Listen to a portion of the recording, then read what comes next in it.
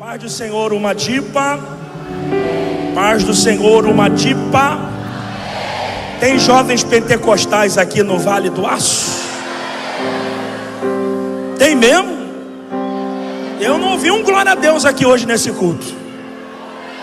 Olha para esse irmão e diga: se tu me atrapalhar no culto, eu vou dar um pisão no seu pé, porque hoje eu vou segurar na asa do anjo.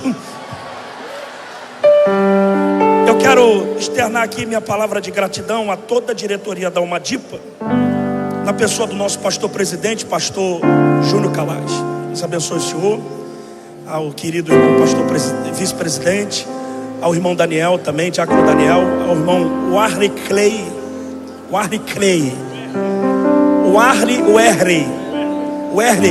a Labacheia. Isso aí é mistério, varão. Deus abençoe. Vamos lá, gente. Carta aos Hebreus, no capítulo 13.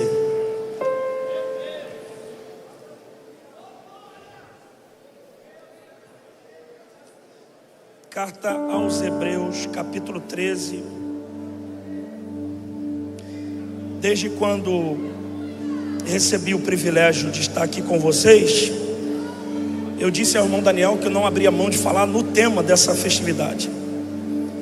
Então, que Deus nos abençoe.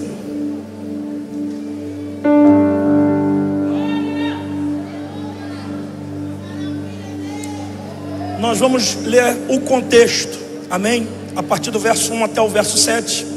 E depois do verso 7 nós vamos falar todos nós uma só voz, num grande coral. Lembrai-vos dos vossos pastores que vos falaram a palavra de Deus. Deixa eu ler. Permaneça o amor fraternal. Não vos esqueçais da hospitalidade, porque por ela alguns, não sabendo, hospedaram anjos. Lembrai-vos dos presos, como se tivesseis presos com eles, e dos maltratados, como sendo vós mesmos também no corpo. Venerado seja entre todos o matrimônio e o leito sem mácula, porque aos que se dão à prostituição e aos adúlteros Deus os julgará.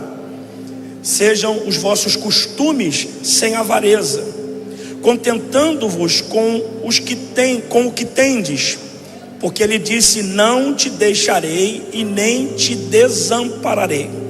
Assim, com confiança, ousemos dizer: o Senhor é meu ajudador, e não temerei o que me possa fazer o homem. Lembrai-vos dos vossos pastores, que vos falaram a palavra de Deus, a fé dos quais imitai, atentando para a sua maneira de viver. Amém? Então, eu não sei se está aqui no telão. Não está. Então vai ser difícil a gente ler todo mundo junto, porque a sua tradução provavelmente seja diferente. Mas se você respeitar aí a vírgula, o acentuamento gráfico, ler pausadamente, a gente não vai se atrapalhar. Mas eu gostaria muito que você lesse pelo menos a parte A do verso 7. Provavelmente seja a mesma tradução. E uma outra tradução é: lembrai-vos dos vossos guias, mas tem o mesmo significado. Toda uma dipa no 3. 1, 2, 3. Mais alto. Amém. Dá um glória a Deus e toma seu assento, por favor.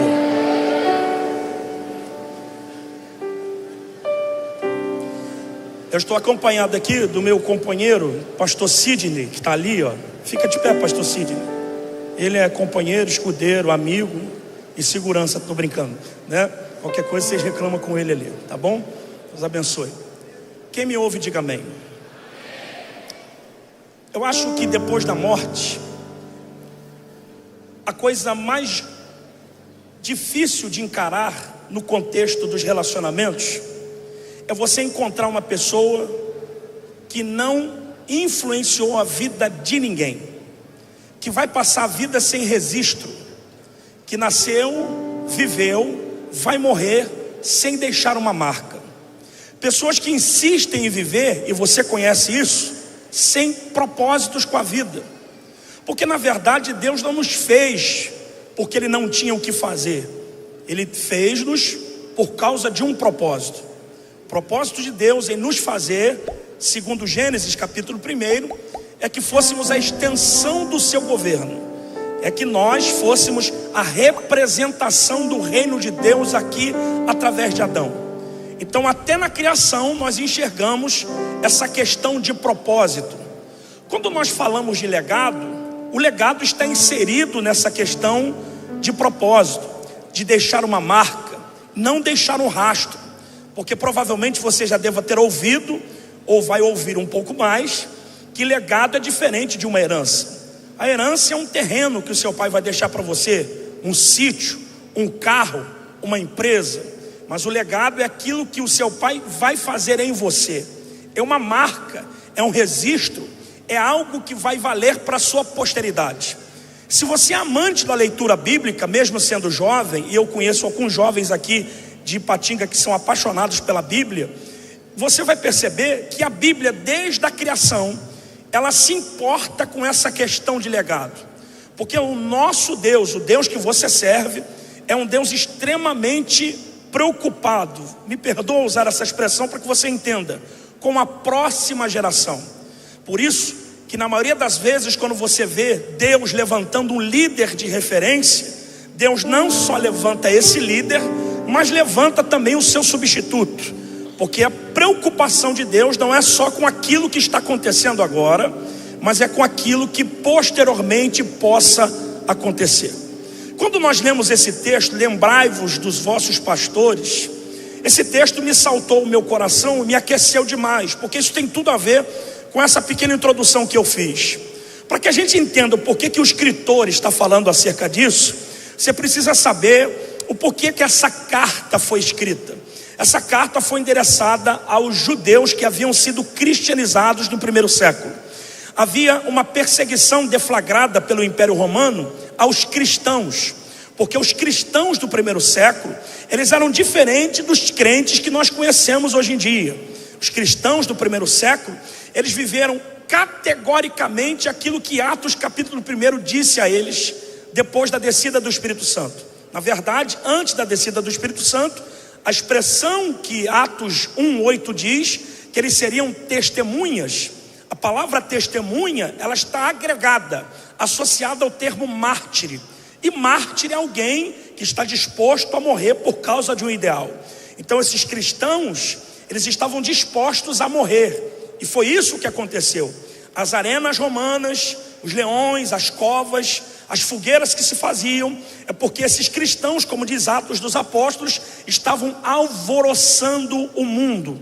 Eles estavam mudando a identidade do mundo. Algumas pessoas chegavam a dizer que eles eram hereges, mas outros diziam que na verdade eles eram os do caminho. E alguns diziam que eles eram cristãos, porque a palavra cristão significa pequenos cristos. Então esses homens estavam predispostos a negar todos os rudimentos do Império Romano, mas não negar a fé que eles abraçaram. Por isso, se você ler a carta aos Hebreus, no capítulo de número 11, que fala da galeria dos heróis da fé, uma expressão que muito me chama a atenção, é que diz no verso 35, que uns foram torturados, não aceitando o seu livramento, para alcançarem uma melhor ressurreição. Eles entenderam que a vida cristã, ela termina naquela época com o martírio e não com o sucesso. A maioria dos crentes terminaram pobres, decapitados, sem nada, sem herança, mas deixando legado, porque eles preferiram a Cristo do que viver a cultura do Império Romano. Pois bem, por que que essa carta foi escrita, se ela é endereçada aos hebreus? Porque os hebreus que haviam se convertido ao cristianismo, os judeus cristianizados, eles também estavam sendo perseguidos, diferente dos judeus que não largaram as suas práticas do judaísmo. Esses judeus, eles continuavam de acordo com a sociedade romana da época, porque eles tinham liberdade de participar das suas festas, eles tinham liberdade de fazer os seus rituais, liberdade de matar os seus animais, liberdade de ir ao culto, de fazer os seus ritos no templo, eles tinham liberdade litúrgica. Mas os judeus que se converteram ao cristianismo, esses também estavam sendo assassinados. Então qual é o intuito da inscrição desta carta escrita? Para reanimar esses irmãos que estavam desanimando da fé que eles abraçaram. Quando você lê essa carta, eu amo isso aqui, a Bíblia vai dizer que, aliás, a carta nos informa que a chave hermenêutica para que você interprete melhor a carta aos Hebreus está no capítulo 10, verso 11, que diz: tendo a lei a sombra dos bens futuros e não a imagem exata das coisas. Qual é o intuito dessa afirmação? É que tudo que eles praticavam na velha aliança, todos os animais que eles matavam, todas as oferendas que eles ofertavam, todas as festas que eles participavam, apontava para a imagem exata, porque tudo aquilo era sombra. A sombra, como por exemplo, eu vou ilustrar isso aqui para você. Se eu levantar a minha mão aqui em direção à minha Bíblia, dependendo do foco da luz, eu vou refletir uma sombra sobre a Bíblia. A sombra, ela não é a imagem exata da minha mão. A mão é a imagem exata, a mão é a original. Então quando ele diz que a lei era a sombra da imagem exata, está dizendo que tudo que se passou de Gênesis até Malaquias era sombra daquilo que se revelaria depois do Jordão, que era Jesus. Por isso, ele diz e afirma que Jesus é superior a todas as coisas das quais eles praticavam. Eu gostaria muito de ouvir um glória a Deus. Por quê? Porque o tema dessa carta é a superioridade de Cristo. Por isso, você vai perceber que ao longo da carta, Jesus é superior aos anjos, ele é superior a Moisés, ele é superior à lei, ele é superior ao sacerdote, ele é superior ao sumo sacerdote, ele é superior à arca, ele é superior às festas, ele é superior ao animal que era degolado na festa da expiação. Ele era o sangue vertido, porque ninguém precisava mais de um animal. Na verdade, Jesus era o cordeiro, porque ele é a nossa Páscoa. Ele é superior a todas as coisas. E eu amo isso aqui, e já vai valer um glória a Deus. Como cristãos, nós não precisamos de uma imagem para refletir a glória de Deus, porque a glória de Cristo habita no meio do seu povo, habita em nosso meio. Vocês estão aí? Então vocês vão me ouvir. Eu não preciso colocar uma vela, um incenso aceso para dizer que eu estou queimando em oração. A oração vem de dentro para fora, com o coração quebrantado e o espírito contrito. Eu não preciso confeccionar uma caixa de madeira e pintar ela de dourado para dizer que a arca de Deus está aqui, porque a arca está dentro do coração do crente, é a presença de Jesus. Eu não preciso celebrar as festas anuais, porque Jesus já cumpriu aquilo que nós tínhamos dificuldade de cumprir. Ele cumpriu a lei para que você tivesse vida por causa da graça. Aí eu quero ver você pular dessa cadeira. Eu não preciso soprar o chofar para dizer que eu estou adorando a Deus, porque a minha adoração não depende de um chifre de carneiro. A adoração está nos meus lábios, está no meu coração. Agora dá um sorriso, porque no capítulo 9, quando ele discorre acerca do sangue, ele diz que o sangue vertido por Jesus purifica as nossas consciências das obras mortas, para poder servirmos a um Deus vivo. E é por causa desse sangue que nós temos acesso a um novo e vivo caminho. Então o crente não precisa mais bater na porta e pedir licença para entrar na presença de Deus. O sangue já é a nossa senha. O sangue já é, oh glória, alguém entendeu isso? O sangue já é o nosso acesso. Quando Deus observa do céu para a terra, ele vê pessoas opacas ou pessoas manchadas. Os que são manchados é porque foram marcados pelo sangue. Os que são opacos é porque precisam se arrepender dos seus pecados. Por isso, se andarmos na luz, como ele na luz está, teremos paz uns com os outros, e o sangue do seu Filho amado nos purifica de todo o pecado. É perdoado? Então pode dar glória a Deus. É perdoado? Se prepara que ele vai te batizar. É perdoado? A porta vai se abrir. A marca do sangue está aí. 1000 cai ao teu lado, 10.000 à tua direita, mas a tua casa não vai ser atingida. Quem é perdoado aí, dá um grito de glória a Deus.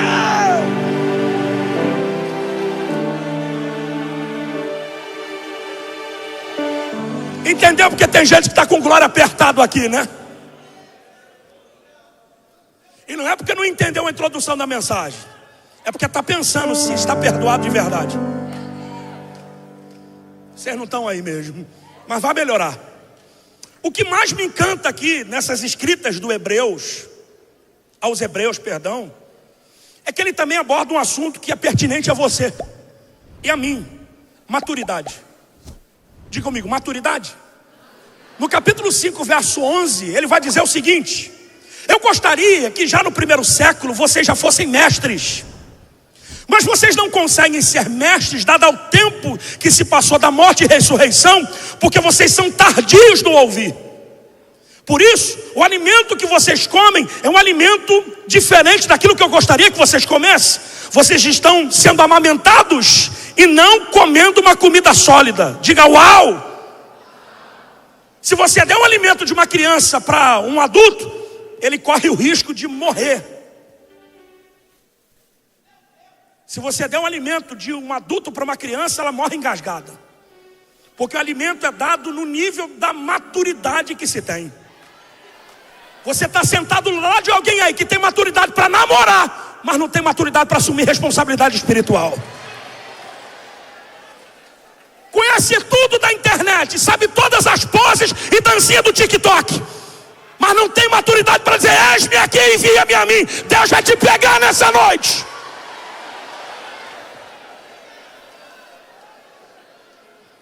Sabe tudo que se precisa criar para dar engajamento, até os horários que se posta um vídeo. Quem me ouve, diga amém. Para se ter hoje em dia alguém famoso, é só você ter uma boa mídia. Agora, para se ter hoje em dia um profeta, você tem que ter um altar.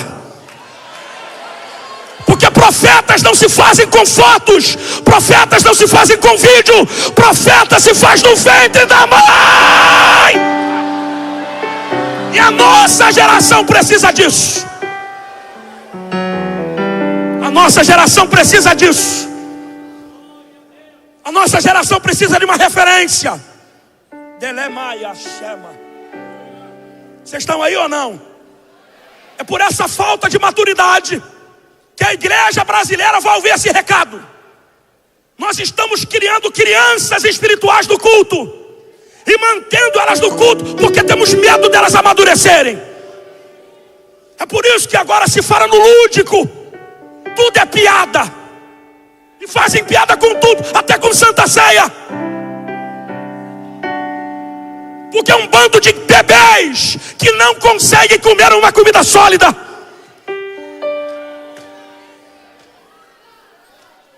E como é que vem a maturidade? A nossa maturidade não está atrelada naquilo que fazemos. A nossa maturidade está atrelada naquilo que ouvimos.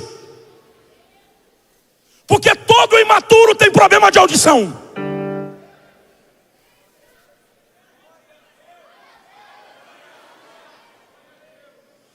Apocalipse 1, 2 e 3. A marca da igreja escrita por João lá no Apocalipse. O que mais se fala, além das exortações, é: quem tem ouvidos ouça o que o Espírito diz à igreja. Por quê? Uma igreja que tem ouvido, mas não ouve. Dá um sorriso.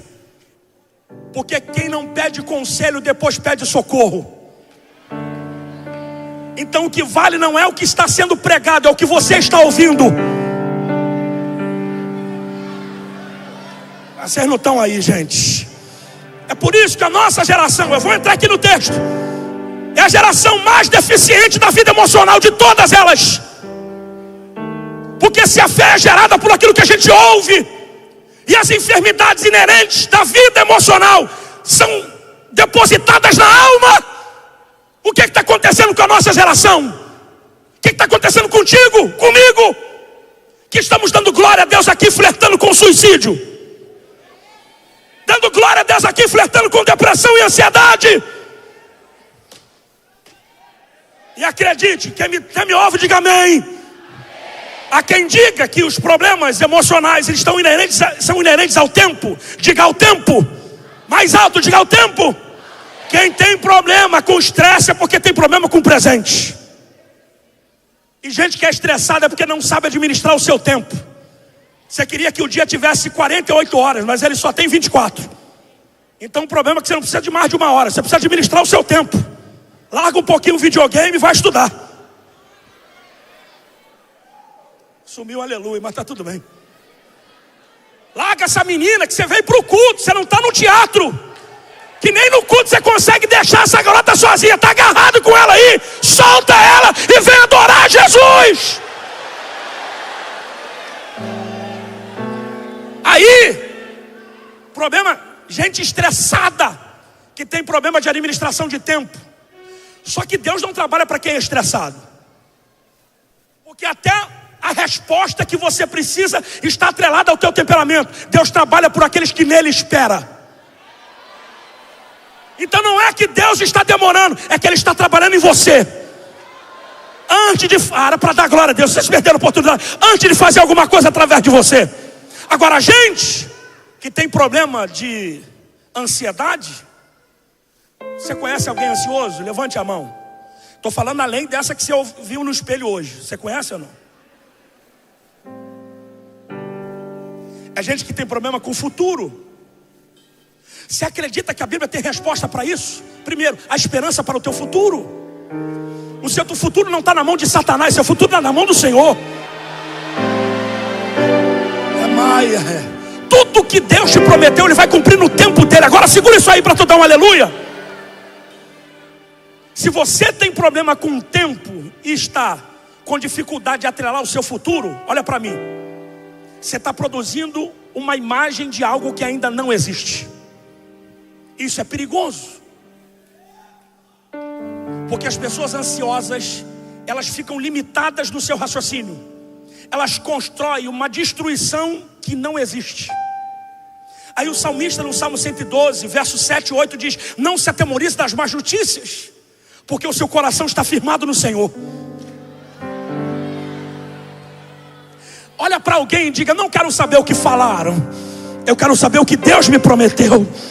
Eu não quero saber dos comentários que dizem ao meu respeito. Eu quero saber daquilo que o céu está falando ao meu respeito. Josué vai dizer que todas as promessas que Deus fez a respeito de Israel se cumpriram. Não caíram nenhuma por terra.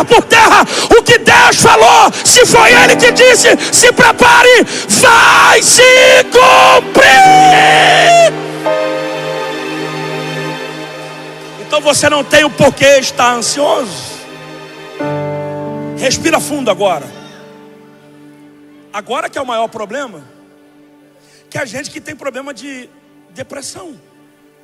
E você não está ouvindo um camarada que leu num livro, ou ficou viciado em consultório psicológico ou de psicanálise, para poder falar para você. Você está falando com um cara que viveu isso. A maioria das pessoas que tem problema com ansiedade é porque elas têm problema com o seu passado. Como é que está essa história mal resolvida? E acredite, você não pode mover uma vírgula para mudar o passado que você já viveu. Mas o teu passado está tão vivo que ele consegue te anular. A tua melhor versão não é essa aí do glória e do aleluia, porque isso aí às vezes é fingimento. Em algumas pessoas a melhor versão está encarcerada lá no passado, e você não consegue tirá-la de lá. Seu culto é mecânico. Você está aqui com a camisa do Congresso porque o seu líder te impôs. Você não está aqui porque você ama. Você está aqui porque te impuseram. Por isso, não adianta apertar o piloto automático e achar que está adorando a Jesus. Você tem que tirar da prisão a sua melhor versão.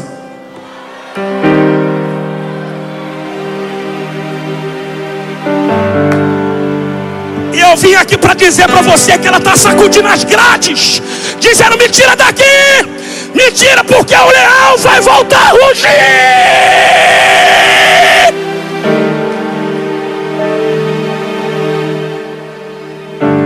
Pergunte: pastor, por quê?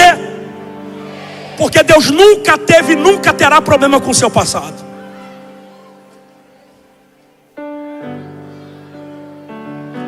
Quem tem problema com o seu passado é você.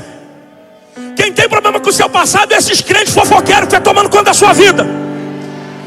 Quem tem problema do passado são os religiosos que usam alguns erros e falhas que teve para jogar a sua cara no teu futuro e no teu presente. Mas olha o que Paulo disse aos Filipenses 3, verso 12: esquecendo-me das coisas que para trás ficam, eu prossigo para aquelas que estão adiante de mim.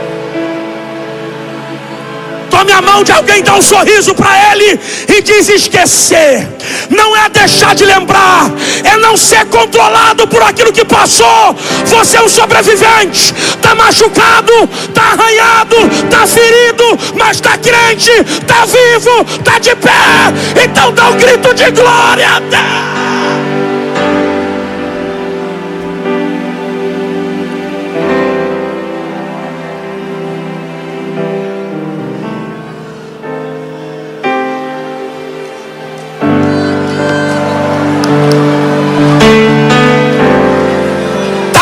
Ainda, né, menina? Tá preso aquele relacionamento que falhou, tá preso aquele noivado que não deu certo, tá preso ao casamento que foi destruído, você tá preso àquilo que você tentou e não conseguiu. Só que Jesus está aqui dizendo para você: ainda há esperança para o teu futuro. Se posicione. Maturidade.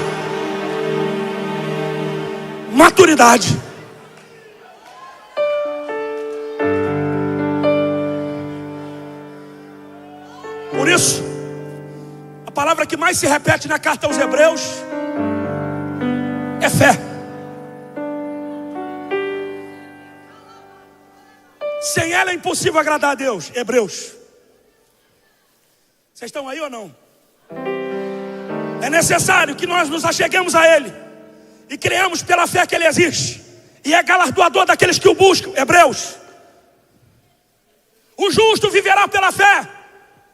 Uma repetição do livro do Abacuque. Hebreus, capítulo 10. Só que o texto do 10, verso 39 é lindo, porque diz: nós não somos daqueles que retrocedem.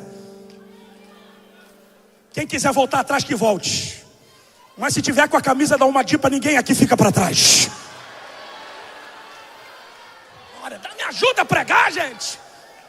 Ninguém fica para trás. Entendeu isso? Ok. Associa aqui o verso 7 do capítulo 13 com tudo aquilo que está descrito no capítulo 11, que é a galeria dos heróis da fé. A fé é tão esquisita que ela não se vê e ela não pode ser sentida, porque a fé não é um sentimento, é uma decisão. É a certeza de coisas que se esperam e a convicção de fatos que não se veem. Pergunte: o que é isso, pastor? A fé anula o que você vê para te fazer enxergar o que você não vê. Não é trocadilho nem jargão, não. Porque Paulo vai dizer que nós não vivemos por quê? Então a fé anula a sua visão. Pergunte por quê? Porque a fé não está depositada na tua alma.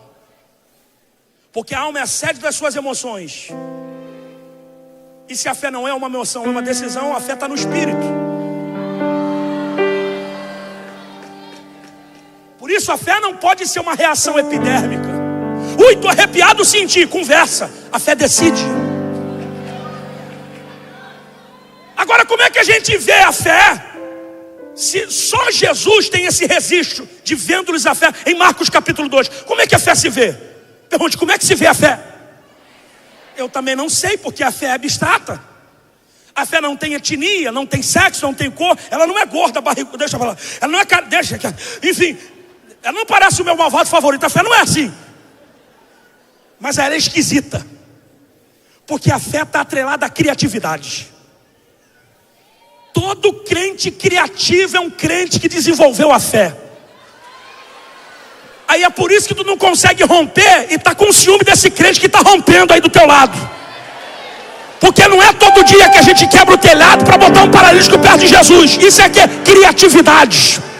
Não é todo dia que um baixinho fica em cima de uma figueira esperando Jesus passar. O que é isso? Criatividade. Não é todo dia que alguém rompe uma multidão sangrando 12 anos para tocar em Jesus e quando toca recebe a cura. O que é isso? É criatividade. Não é todo cego que grita filho de Davi. Isso é criatividade.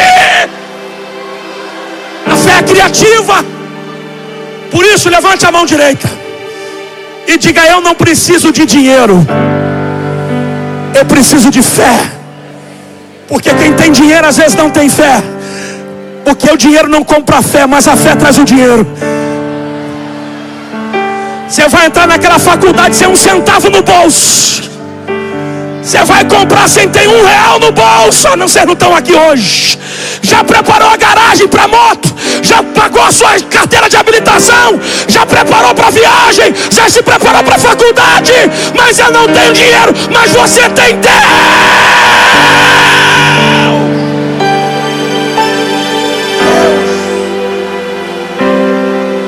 Deus.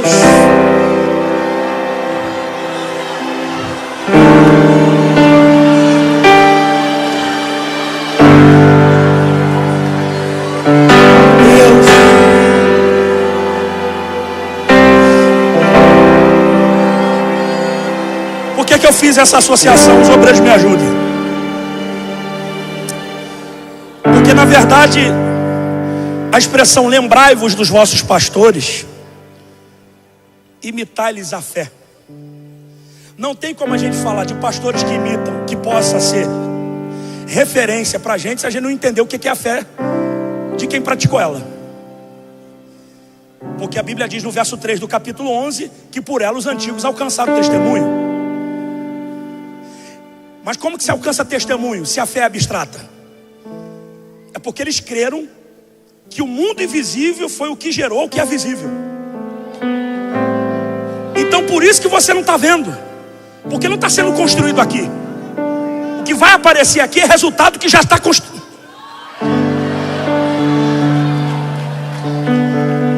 Levante a mão direita e diga assim: pastor Júnior, a gente não está vendo as 520, mas no céu já tem o nome de todas elas.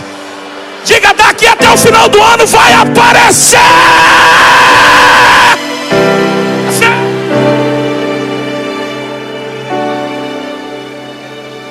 O mundo foi feito daquilo que é invisível, diz o texto. Só que a loucura está aqui, gente. Que a primeira expressão que se usa como referência de fé em Hebreus 11 não é Abraão, é Abel.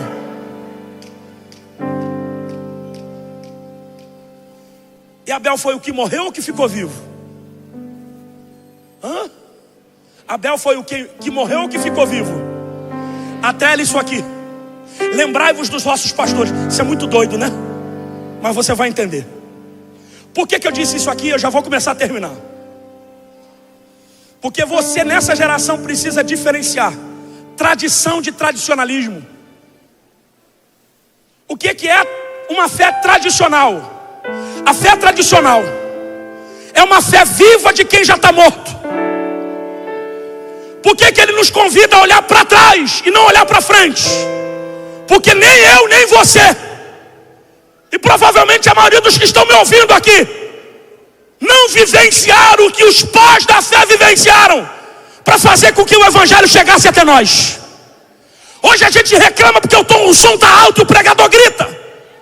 Mas teve gente que cultuou a Deus sentado na lata de tinta, que não tinha som, que não tinha luz, era lamparina de querosene. E nós hoje temos tecnologia, e a diferença entre eles e a gente é que eles tinham Deus.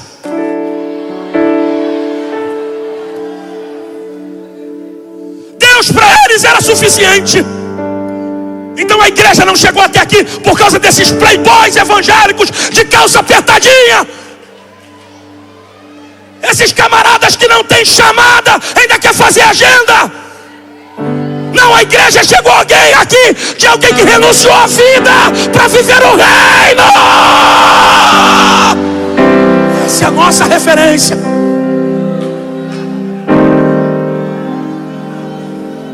Eu estava ouvindo uma mensagem do Dr. Miles, saudoso Dr. Miles. Ele estava falando sobre o reino de Deus. Sobre o quê?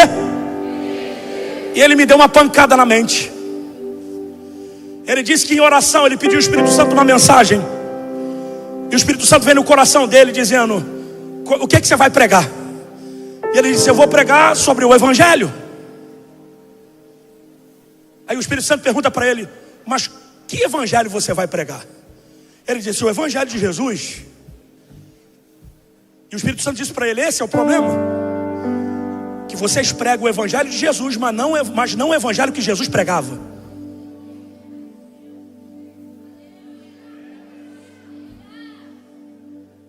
A gente está preocupado em aparecer, e a nossa meta aqui não é aparecer. Vocês não estão aí, gente? Porque o texto diz o seguinte: lembrai-vos dos vossos pastores que vos falaram a palavra de Deus, e a fé dos quais imitai. Então, se eu disser para você que por causa da fé tu vai perder algumas coisas, se eu disser para você que a fé não é só conquista, mas ela perde também. Porque o problema não é você perder o que você tem, é você não se perder do que você é.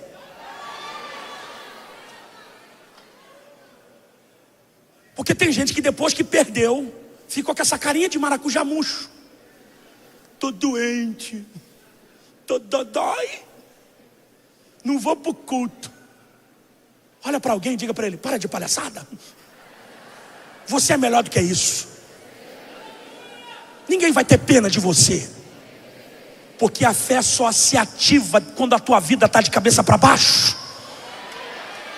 Então a tua vida está dando certo, não é quando o mundo está te aplaudindo, é quando o mundo está te vaiando e você continua olhando para... Alguém está vivo aqui ainda na Almadipo ou não? Lembrai-vos dos vossos guias, porque eles deixaram para nós um legado. Eu não sei se eu já disse isso aqui alguma vez, mas vou dizer. A gente repete louvor, não vai repetir mensagem? Escuta isso aqui. Entrevistaram um diplomata brasileiro acerca do Prêmio Nobel da Paz. Porque o Brasil, diferente de várias nações, é o país que tem mais indicações. São mais de 150 indicações ao Prêmio Nobel. Mas o Brasil não tem um troféu, uma medalha, um diploma. E esse diplomata faz parte da mesa diretora do conselho do Prêmio Nobel. Entrevistado por esse repórter, ele disse: mas por que o Brasil tem tanta indicação, mas não tem nenhum prêmio? E o diplomata disse: é porque o Brasil é a única nação que mata os seus heróis. Dá um sorriso. Tem muita gente boa que não está entre nós, mas que produziu vida na gente. Então eu julgo necessário te fazer: por favor, não mate quem Deus levanta. Porque você não consegue saber e dimensionar o nível de referência que essa pessoa pode ser. Vocês estão aí ou não? Se o Brasil é o único país que mata os seus heróis, que dirá a igreja brasileira? A igreja brasileira levanta as suas estátuas, os seus heróis, levanta os seus bezerros de ouro, e a nossa juventude está capengando. Em alguns lugares os jovens estão dispersos, e um ajuntamento desse de jovens aqui, isso é quase um milagre. Por quê? Referências erratas. Se você quiser ouvir qualquer tipo de mensagem, abra a sua internet no YouTube, e você vai ver um pastor fumando um charuto, comendo bacon e dizendo: Jesus é o cara. E gente defendendo esse tipo de prática, porque quem prega sobre arrependimento já não é mais referência para ninguém. A gente quer um evangelho light, que não produz fé, produz satisfação. Porque a gente quer vir para a igreja ficar satisfeito. Como diz Hernando Dias Lopes: o pregador é o verdureiro e o crente é o freguês. Não é isso? Olha para trás e lembra de gente que caminhou 50 quilômetros de bicicleta para servir a ceia para uma família, mas não reclamou que estava a pé. Dá um sorriso aí. Você tem essas roupinhas bonitinhas, e eu estou vendo algumas meninas aqui com os vestidos legais, e antigamente nem a cor que você colocou no seu cabelo podia, nem a saia que você está usando podia, nem mexer no cabelo podia. E hoje você tem essa liberdade e fica com essa carinha dizendo: eu não estou sentindo Deus. Imitai a fé desses pastores. Agora segura, respira, porque se a fé tradicional é boa, o que significa o tradicionalismo? É a fé morta de quem está vivo.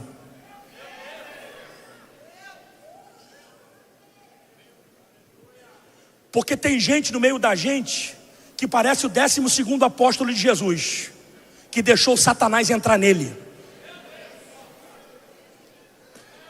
Agora dá um sorriso, olha para esse irmão, diga para ele: não desanima, sustenta a bronca, sustenta a perseguição, sustenta o fogo, porque o que você suporta aqui é que vai determinar onde você vai chegar depois. Eu sei que tem um montão de gente que é mau caráter, mas isso é 2% da igreja, porque 98% da igreja é de gente boa, de gente fiel, de gente crente. Então dá um sorriso. A falta do caráter de alguém não pode definir a tua intimidade com Deus. Eles ficam na fofoca, na mentira. O problema é deles. Você, eu vou pro céu, eu vou pra glória, eu vou adorar, eu quero Deus. Sorria. Vacina teu irmão, diga: tem gente viva com a fé morta. Diga para ele. Diga então: seleciona as suas conexões. Diga: tem gente que se você perder não vai fazer falta na tua vida. Tá vivo, mas só pensa na balada. Tá vivo, mas só pensa no Exalta Samba. Tá vivo, mas só pensa na Ludmilla. Tá vivo com um pé aqui, outro no mundo. Mas tem gente que quer glória. Tem gente que quer batismo. Tem gente que quer fogo. Desconar.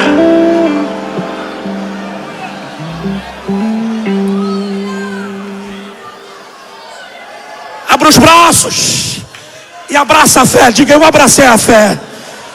Diga aí: a fé fez questão de quebrar a marcha ré do meu carro espiritual. Agora a marcha é só para frente. Não tem como retroceder mais. Sai, semana. Eu vou sofrer, mas até o meu sofrimento é outro nível. Porque depois eu vou receber a coroa da glória.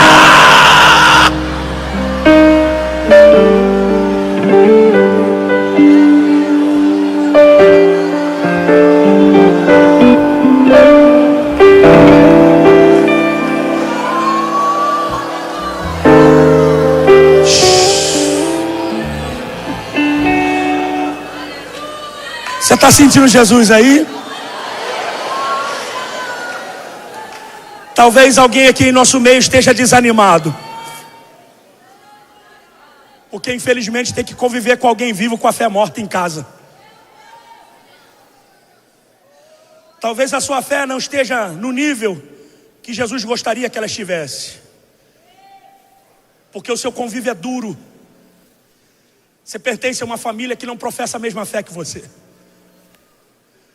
Talvez você esteja vindo de uma família que a religião dela afronta a sua fé. Talvez você tenha problema de desenvolver a sua fé pelos abusos que você sofreu, psicológicos, mentais. Talvez a sua fé esteja oscilando o seu nível, porque você está se esforçando para continuar vivo. Mas olha para mim. Quem escolhe as suas referências é você.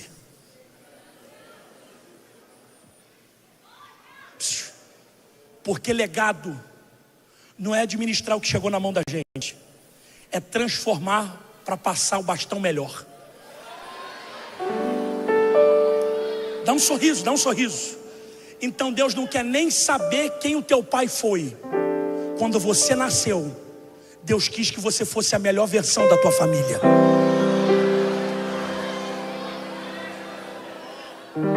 Segure a mão do teu irmão, diga: lugares que você vai chegar, que ninguém da tua família ainda chegou. Coisas que você vai conquistar que ninguém da tua casa conquistou. Não interessa o teu currículo, o teu histórico. Deus não olha para trás para te fazer andar para frente. O que você vai viver é inédito, porque daqui a pouco, quando você casar, tiver filhos e netos, alguém vai se levantar dizendo: eu tive um homem de Deus Deus e uma mulher de Deus na minha casa. Não interessa a herança que o seu pai deixou para você, não interessa o que a sua família deixou de marca, de abuso, de coisas, da sua mãe sendo violentada, do seu pai abusando de você. O que interessa é o que a cruz do Calvário fez na sua vida. Somos nós que escolhemos as nossas referências.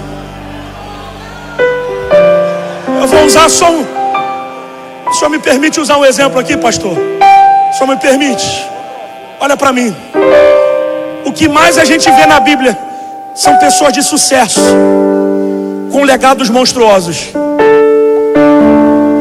Eu vou citar o Hernando Dias Lopes, porque eu sou apaixonado, então você já sabe que eu leio muito ele. Ele diz que os maiores heróis são feitos em ambiente de crise. Olha para mim. Você é apaixonado em Davi. Você gosta do Davi. Mas você já viu o legado que Davi recebeu? Rejeição da família. Davi não era o herói da casa de Jessé. Davi era o moleque que ficava tomando conta das ovelhas malhadas que não tinham valor no pasto. Quando o profeta chega em casa para ungir o rei, o pai faz questão de falar o nome dos 7 filhos, mas se esquece de quem está rejeitado. Mas Deus parou o culto.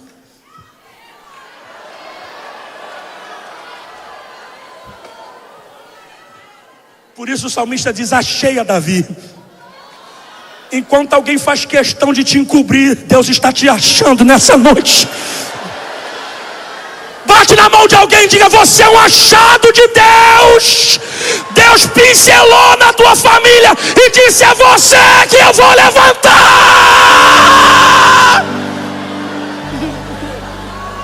Eu mando ninguém a seremagácia. O Espírito Santo me disse que está curando pessoas aqui nessa noite. Se reva. Quem é espiritual se liga no céu, porque um demônio de depressão e de suicídio gritou aqui dizendo: não prega mais, porque eu vou consumir a vida de alguém aqui. Só que no grito de glória da igreja ele vai sair. Dá um grito de...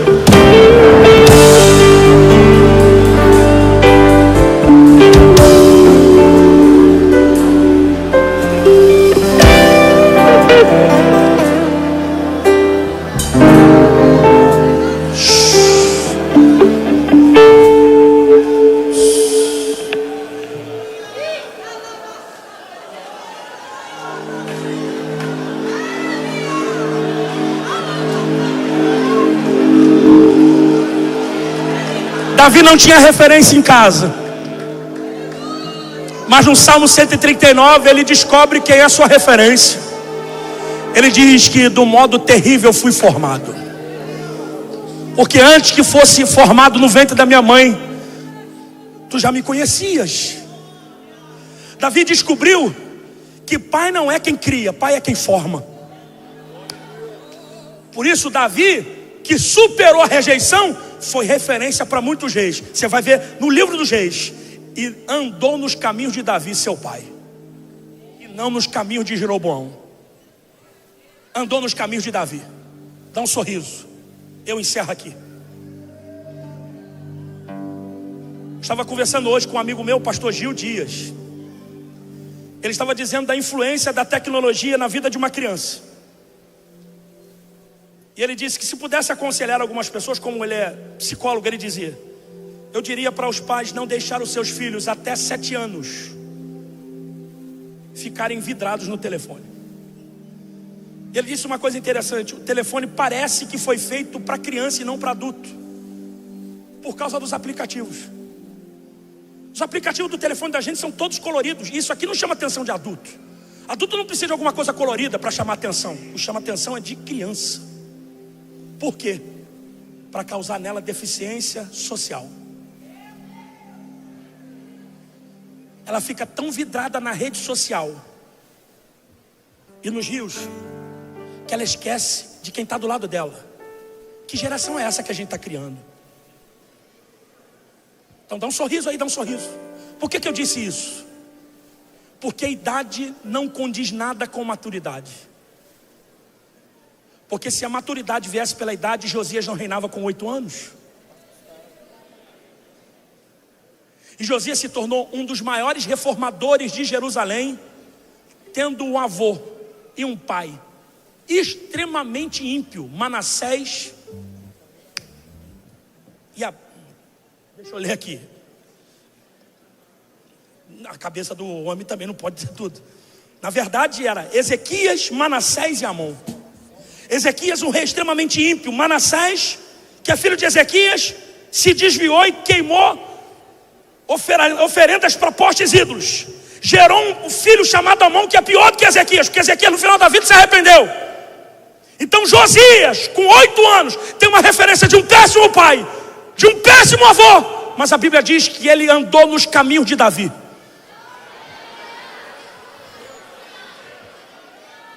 Olha para mim, quem é a sua referência? Pode te dar um conselho de referência? Olha para a Bíblia. Pergunte por quê? Porque o nosso herói não morreu de overdose.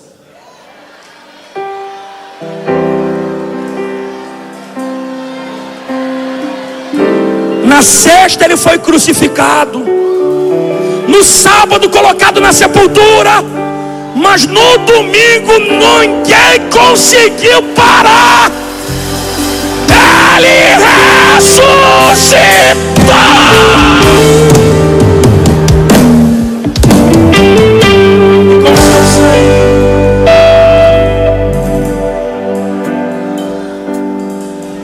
Olha para mim.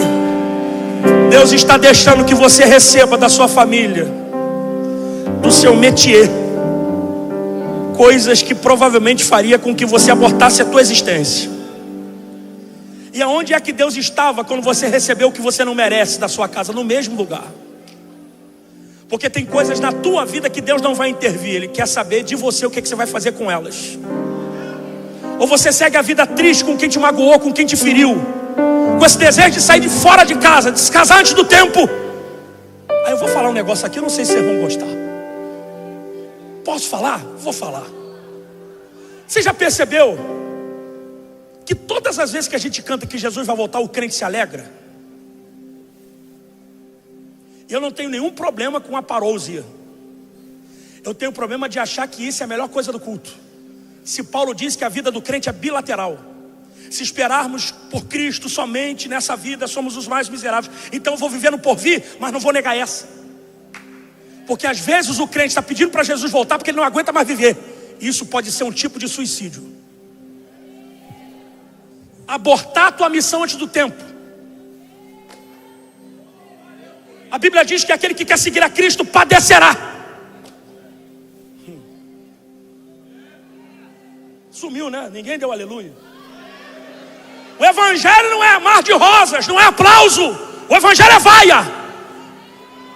O evangelho não é conquista, é perda.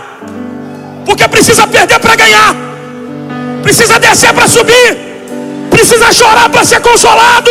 Era para dar glória a Deus. Você está livre, não, né? Então se a tua vida está de cabeça para baixo, é porque a tua fé continua funcionando. Eu vou voltar a falar. Se a tua vida está de cabeça para baixo, é porque a tua fé continua funcionando. Não tem Satanás, não tem demônio, oração contrária que te arranque do amor desse Deus, que quando disse que te amava, Ele não fez uma música, Ele não fez uma melodia, Ele fez uma entrega. Eu te amo.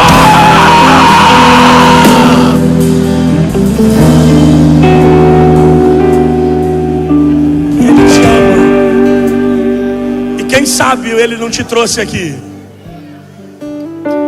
para você quebrar esse abismo e esse ato,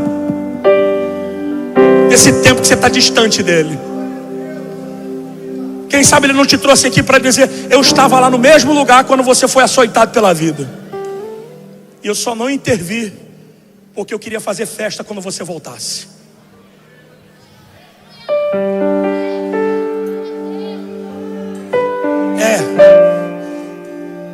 O pai do filho pródigo deixou o filho embora porque ele deu uma herança para o filho.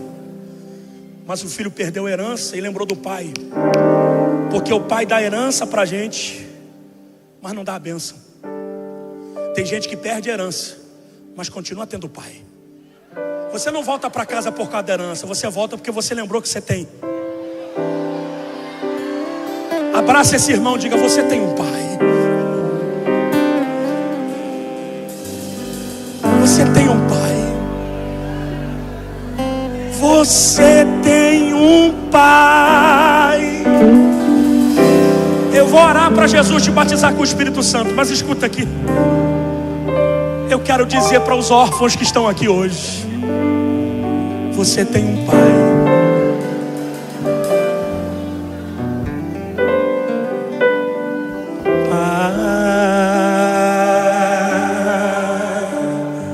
Meu pai, meu papai,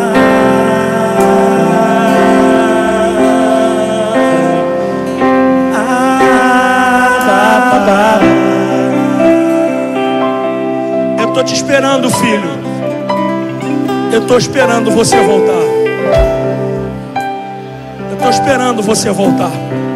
Esse teu irmão que está sentado do seu lado vai ser usado por Deus agora para te dar um abraço e falar para você: vamos voltar para a casa do pai. Vem, vem, você não é órfão, volta, pode vir, vem, vem, vem, vem, pode vir.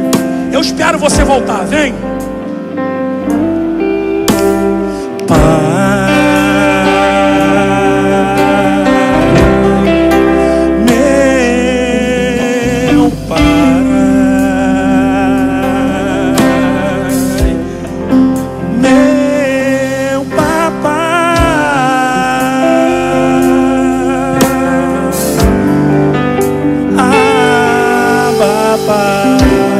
Eu não quero saber o tempo que você está distante. Eu quero saber da tua decisão agora de voltar para Ele. Venha, venha, eu estou te esperando. Fica de pé, a igreja fica de pé. Fica de pé, por favor. Isso. Eu vou orar, mas primeiro eu tenho que fazer essa parte. Olha para mim, olha para mim, olha para mim aqui, olha. O pastor falou uma coisa interessantíssima, pastor. E é o que eu falo em muitos lugares que falo sobre liderança. A igreja se acostumou a abrir a porta da frente para receber, mas não fechar a porta de trás. Se a gente abre a porta da frente, a gente tem que fechar a porta de trás. Porque tem gente que pela porta da frente entra e a gente não vê porque ele sai pela porta de trás. Aceitar Jesus é uma coisa, levar para o batismo e para a morte pública é outra. Então olha para mim. Eu ensinei os nossos irmãos lá na nossa igreja a ser uma igreja acolhedora. Porque muito de que um pecador ou alguém afastado vai viver no final do culto condiz com a sua recepção. Se ele sentou do lado de um crente amargo, provavelmente ele não volta aqui amanhã. Mas se sentou do lado de alguém alegre, que vai abraçar ele agora dizendo: se você quiser a minha ajuda, eu te levo lá na frente. Segura na mão dele e traz ele aqui, porque Jesus vai perdoar os pecados dele agora. Sai do teu lugar e venha. Cadê a primeira pessoa que vai fazer isso? Venha, pode vir. Venha, faça isso. Temos uma pessoa aqui. Cadê a segunda vida? Isso. Segura na mão. Tem gente ferida aí, machucada. Eu estou enxergando muita gente chorando aqui no culto. Vem, vem, pega na mão desse rapaz, dessa moça e diz: Deus tem um novo destino para você. Deus tem uma nova vida, um novo nível para você. Ele tem perdão para você. Saia do seu lugar e venha, venha, venha somar com a gente. Saia da inércia, dessa paralisia. Há um tempo novo de Deus sobre a sua vida. Venha, venha, venha.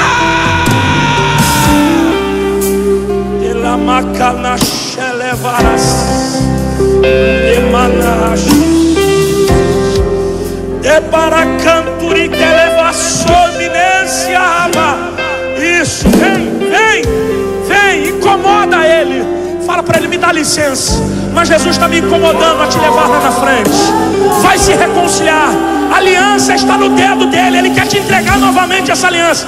Isso, tem mais gente vindo lá. Saia daí de trás, venha, venha, canta, gente.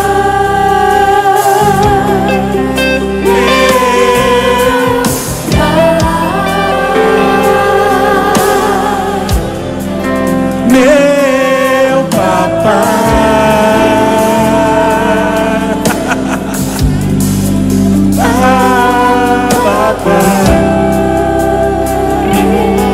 uma. Mais uma.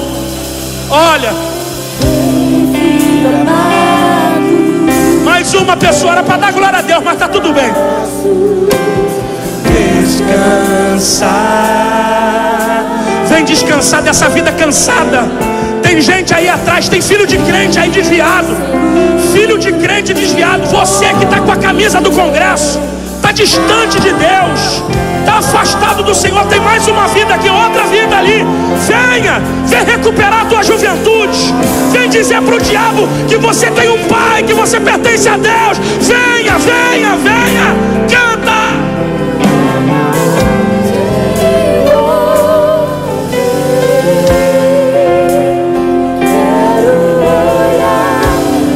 Mais um. 7 pessoas. 7 pessoas. Tem 20 pessoas aqui. 20 pessoas. Vamos embora. Vamos. Venha. Vem, filho amado. 9. Vamos, evangelista, pregador. Vamos embora. Prega aí. Ajuda. Ih, olha mais lá. Tá vindo mais lá. Olha, tá vindo mais lá.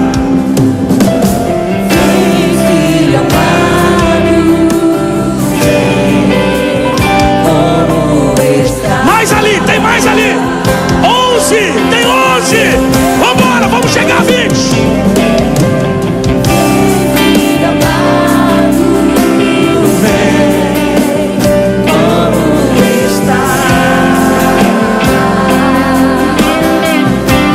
Vem, filho amado, vem. Vem, filho amado. Vem como está. Venha, sai do seu lugar e venha. Eu vou orar. Você que quer ser batizado com o Espírito Santo, quer ser renovado, fica aí. Filho amado.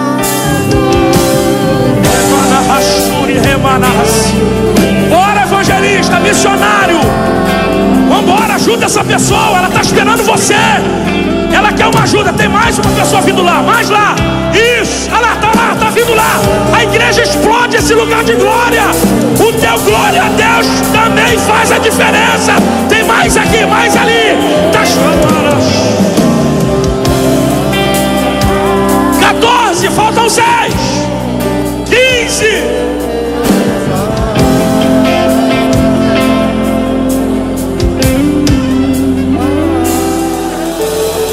Mais lá, tá vindo mais lá.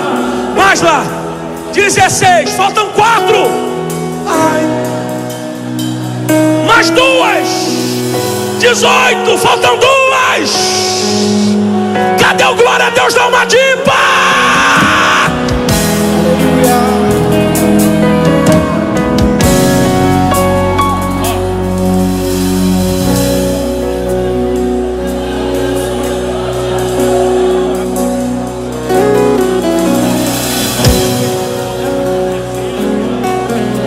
Mais uma, falta uma.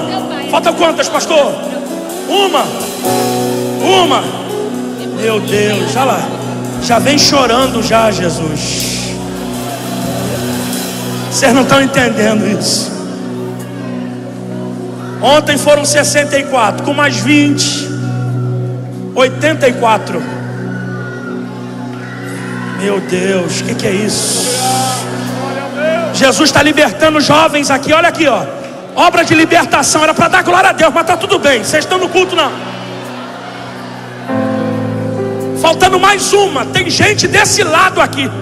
O Espírito Santo está me incomodando por você, que está escondido no meio da multidão, que sofreu uma pancada da vida, que está sem rumo, está desviado. Ele quer te dar uma nova chance. Sai do teu lugar e vem agora. Estenda a sua mão para cá agora, por favor. As duas mãos, chegou, olha lá, não falei? 20. Vai vir mais. Levante a sua mão. Você que está aqui embaixo, que está voltando, recebendo Jesus, coloque a mão no seu coração aí agora onde você estiver.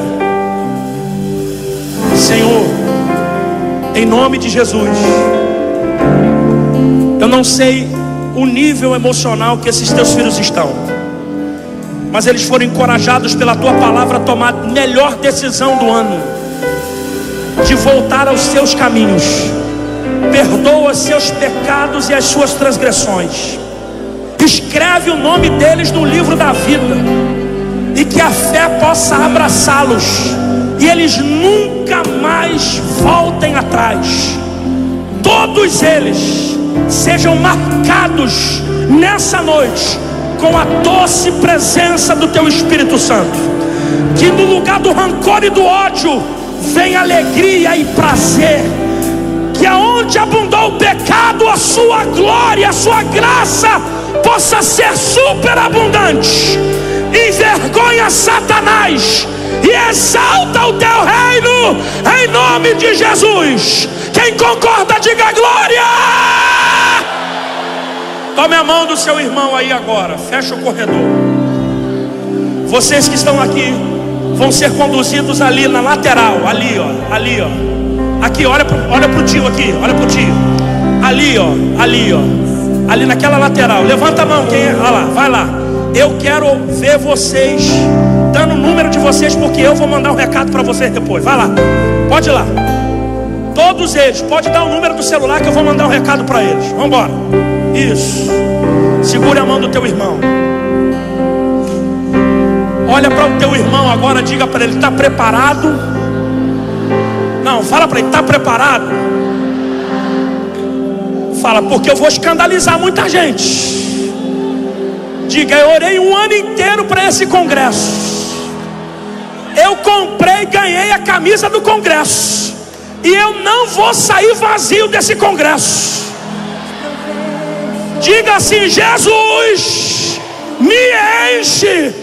Diga: eu não quero mais viver uma vida meia boca. Diga: eu quero ser completo, e só a tua presença me completa. Diga: Jesus, me batiza, me renova, queima, me dá o teu fogo, me dá a tua glória. Agora, agora, agora.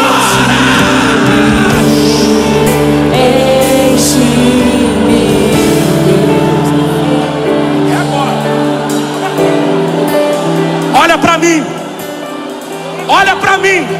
Você já orou? Já orou? Na minha época, congresso de jovem era cadeira voando, a gente correndo, e o pastor não vai brigar com você não, porque nós não vamos perder para a torcida do Cruzeiro. A gente não vai perder para a torcida do Flamengo, que se eles podem ir para o estádio gritar gol, a gente vem para o ginásio gritar Jesus.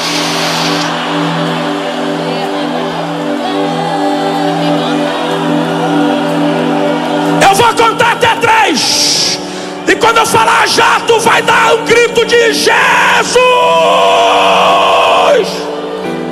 É 1, é 2 e meio. A uma tipa está cheia da glória de Deus. É 3, dá um grito.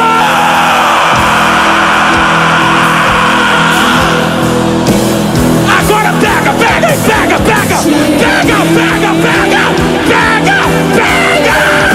Cheio, cheio, cheio, cheio, cheio, cheio, cheio, cheio, cheio, cheio, cheio, cheio, cheio. Olha lá, olha lá, olha lá. Batiza, batiza, batiza, batiza.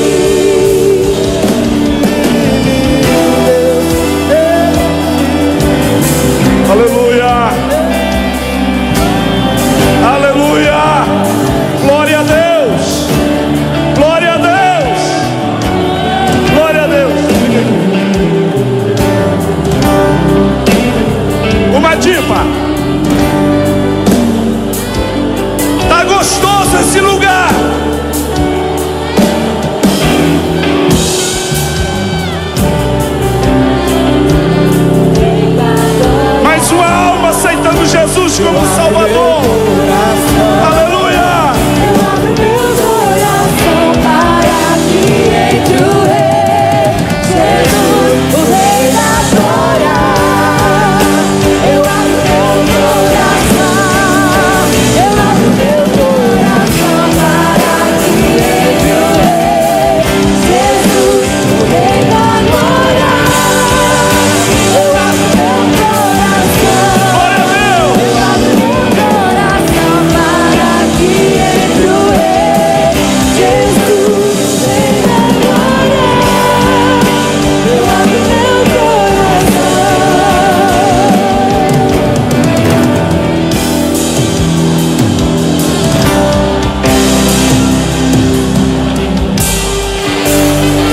Jovens, olhem para cá. Aqui está chegando mais uma alma para Jesus. Você que quer voltar, aceitar, venha. Mas escuta aqui um instante. É muito bom. Diga comigo assim: é muito bom ouvir a palavra de Deus. Aqui está chegando a terceira pessoa. É 23. Olha aqui. Nós dissemos que é muito bom. Pastor pregou, nos desafiou ao legado. Vocês conhecem a história dele? Ele tinha todo motivo para não estar aqui. Humanamente falando, ele poderia não estar aqui. O filho dele saiu de casa para cortar o cabelo e foi assassinado na porta de casa. Tem gente que está reclamando por nada. Tem gente que reclama do pastor, reclama do líder de jovens, reclama do congresso, reclama da música, reclama do maestro. Não passou nada, está reclamando. Está reclamando de quê? Ei, nós aprendemos aqui nesta noite que nós somos adoradores. A nossa fé será provada. E aqui está chegando mais uma alma para Jesus. Louvado seja o nome do Senhor Jesus. Eu quero que você estenda as mãos para cá. Diga assim: